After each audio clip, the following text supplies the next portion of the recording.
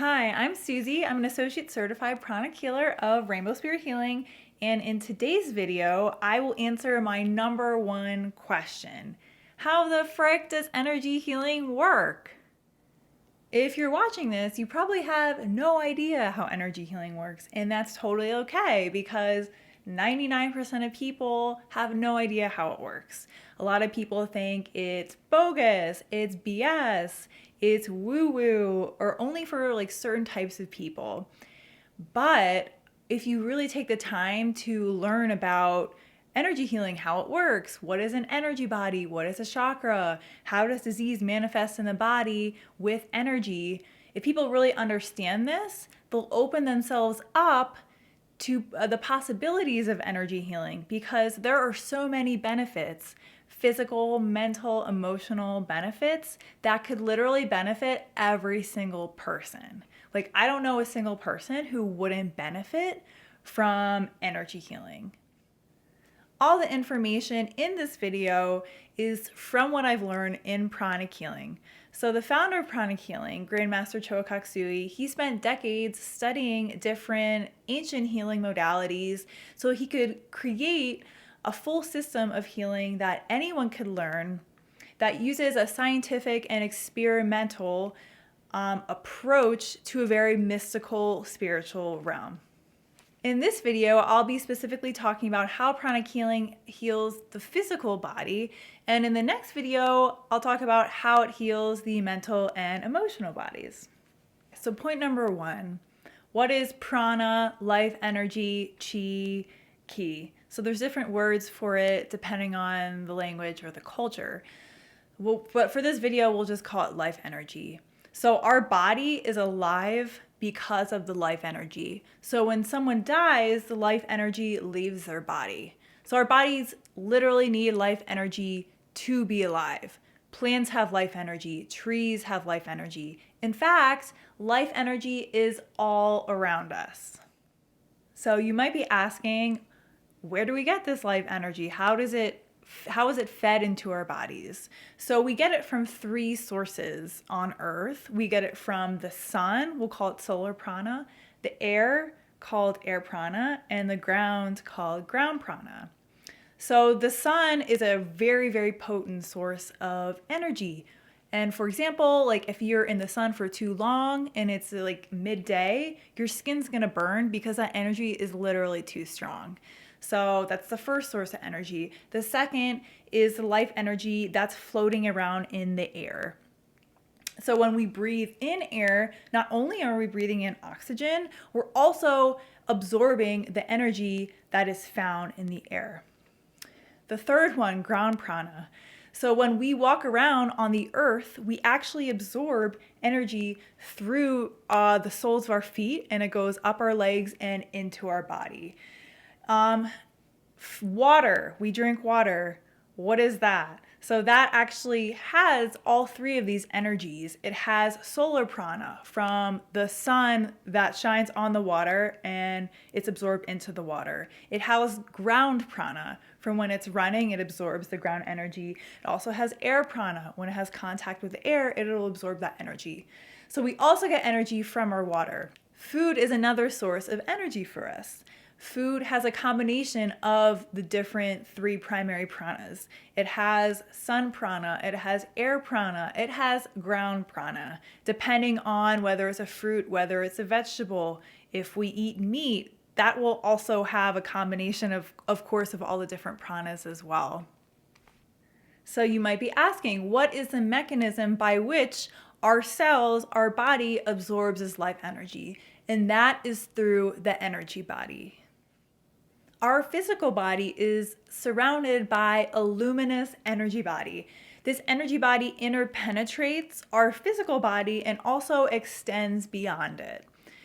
Some people call it the etheric double, and that's because if you could see clairvoyantly, it's an exact replica of our physical body. For example, your physical liver is also interpenetrated by the energetic liver. So your eyeballs, we also have energetic eyeballs. So it's an exact copy of our physical body. And that brings us to the next point. So the physical body and the etheric body are directly related. So whenever there's a shift in one, it will create a shift in the other. So the purpose of this energy body is to absorb, digest, and distribute life force to every cell of your body and every area of your body. It does this with energy pathways called meridians. So the meridians actually transport the life energy to different parts of the body, just like blood is transported through the blood vessels. Another component of the energy body are chakras. That's like the second most popular question I get is, what is a chakra? So chakras are funnel-shaped, whirling vortexes of energy. They're essentially energetic centers. And you have major chakras, you have minor chakras, and mini chakras. So it's a whole system of chakras. You have them all over your body. Their purpose is to directly absorb energy from the air into the chakra. It will digest it and it will transport this life energy to the part of the body it's connected to.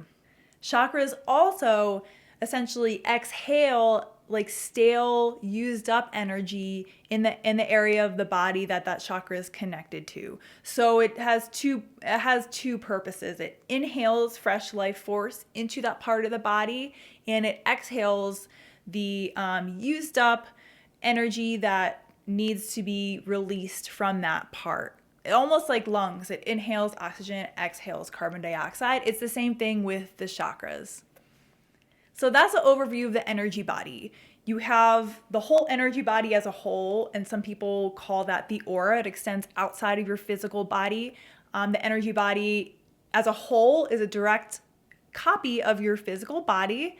2, you have energetic pathways called meridians that transport the life energy to different parts of your body.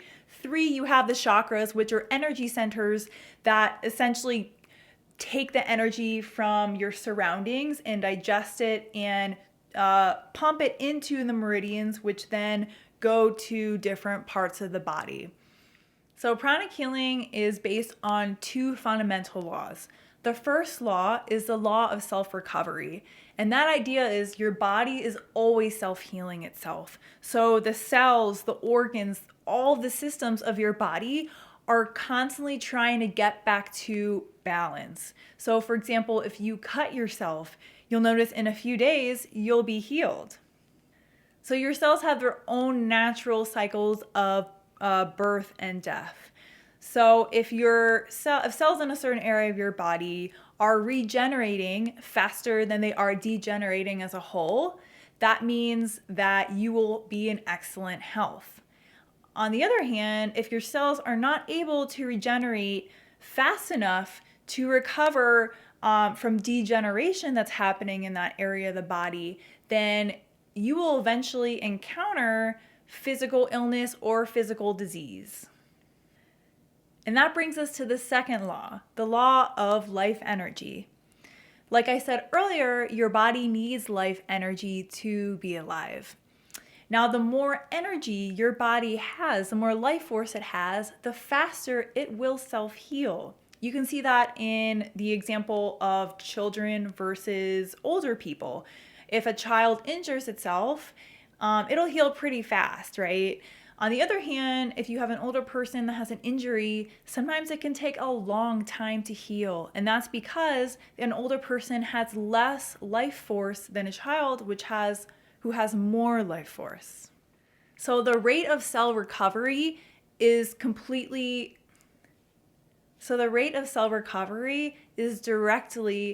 in correlation with how much life energy the cells are getting. If we can increase the life energy of someone's body or in a certain area that needs healing, those cells will increase the rate of their healing. And that brings us to the next point. What is physical disease? So physical disease is caused by imbalances in your energy body. Imbalances in the energy body are caused by malfunctioning chakras or blocked meridians. So when a chakra starts malfunctioning, it cannot properly inhale enough life energy to that area of the body in which it's connected to.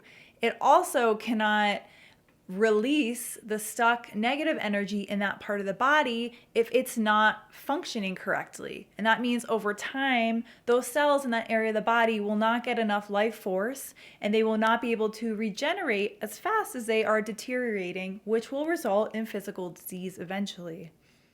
And meridians, when meridians or the energy pathways are blocked, it's like a dam, energy can't flow to the part of the body beyond the blockage. In the same way, there's a buildup of energy before the blockage, which means that energy can't properly circulate in that area of the body. So in both cases, those cells can't get enough fresh life force to help them self-recover fast enough or faster than their natural degeneration.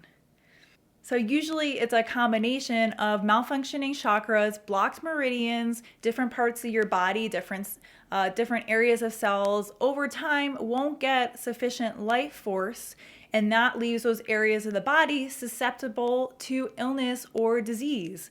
But usually it takes time and it's a gradual process. So maybe you'll just start having certain issues in parts of your body, but maybe in a few decades you'll have like full-fledged issues. Now you're probably thinking, well, what causes imbalances in our energy body? What blocks the meridians and makes the chakras malfunction? And the answer to that are negative emotions. Now, I'm not talking about like you're feeling sad for a few minutes and you cry and you like let it out and then you move on. Like that's natural. That's how we're supposed to handle our emotions. And it's natural to have negative emotions, to feel them. The trick is when you feel them, you want to acknowledge them, you want to completely feel them, and then let them out and move on so they're not stuck in the body.